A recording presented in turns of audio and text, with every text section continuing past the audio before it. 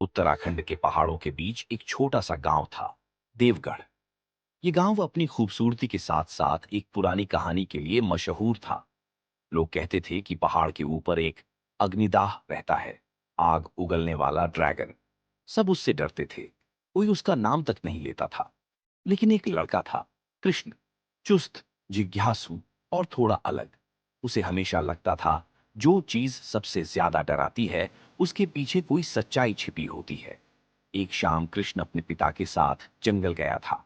अचानक बिजली चमकी, तूफान उठा और आसमान में एक आग का गोला दिखा, जैसे कोई तारा जमीन पर गिरा हो।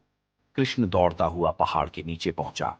वहां उसने देखा एक जख्मी ड्रैगन पड़ा था। उसकी सांसों से हल्की आग निकल रही थी, पंख टूटे हुए थे। सब लोग डरकर भाग गए, लेकिन कृष्ण रुक गया। वह बोला, ये भी तो दर्द महसूस करता होगा, और उसने अपनी कंबल से ड्रैगन के घाव ढक दिए। ड्रैगन ने गरज कर कृष्ण को डराया, पर कृष्ण ने धीरे से कहा, मैं तुझे दर्द नहीं, दोस्ती देने आया हूं। थोड़ी देर में ड्रैगन शांत हो गया। कृष्ण ने उसका नाम रखा, अग्निवान। अगले दिन से कृष्ण हर रात उसके पास जाने लगा, दूध, पानी और घाव के लिए जड़ी बूटियां लेकर। धीरे धीरे अग्निवान उस पर भरोसा करने लगा। एक दिन उसने कृष्ण को अपने पंख पर बैठने दिया। पहली उड़ान छोटी थी, पर एहसास बहुत बड़ा। लेकिन देवगढ़ में अजीब घटनाएं होने लगी। जंगल में जली हुई जमीन, धुएं के निशान और डरावनी आवाजें। लोगों ने कहा, अग्निदाह लौट आया है। कृष्ण समझ नहीं पा रहा था कि ये सब कौन कर रहा है। उसने अग्निवान से पूछा, पर वो उदास था, जैसे कुछ छिपा रहा हो। कृष्ण ने ठान लिया, मैं सबको सच दिखाऊंगा। रात को गांव वाले हथियार लेकर निकल पड़े। कृष्ण उनके बीच आकर चिल्लाया, उसे मारो मत, वो मेरा दोस्त है। पर कोई नहीं माना। जब सबने मशालें उठाई, तभी एक तेज हवा चली। अग्निवान आया, लेकिन हमला नहीं किया। उसने अपनी पूंछ से आग बुझा दी और कृष्ण के सामने खड़ा हो गया। सब लोग स्तब्ध रह गए। ड्रैगन की आंखों में दया थी, नफरत नहीं। गांव वालों ने पहली बार देखा ये राक्षस नहीं, रक्षक था। अगली सुबह कृष्ण ने सबको बताया, वो हमारा दुश्मन नहीं, हमारा रक्षक है। उसने समझाया कि अग्निवान को किसी इंसान ने नहीं, बल्कि किसी दूसरे ड्रैगन ने घायल किया था। सच्चा अग्निदाह कोई और था।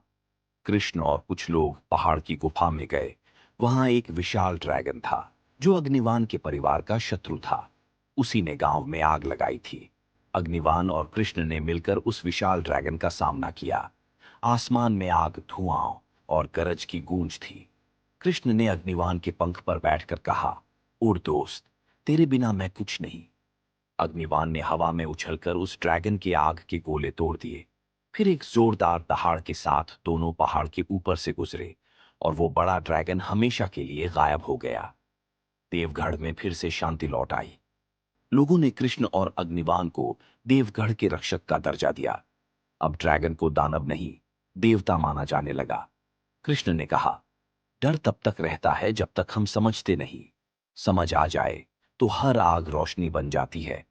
एक सुबह कृष्ण पहाड़ के किनारे खड़ा था। अग्निवान ने अपने विशाल पंख फैलाए। कृष्ण उसकी पीठ पर चढ़ा और दोनों आकाश में उड़ चले। बादलों के बीच से सूरज की किरणें झांक रही थीं, जैसे नए युग की पहली रोशनी हो। नीचे बच्चे खुशी से चिल्ला रहे थे, जय रक्षक, जय अग्निवान। कृष्ण और अग्निवान धीरे धीरे आसमान में ओझल हो गए। और तब से जब भी सूरज की पहली किरण देवगढ़ के पहाड़ों को छूती है, लोग कहते हैं, आज भी कृष्ण और उसका ड्रैगन उड़ान भरते हैं।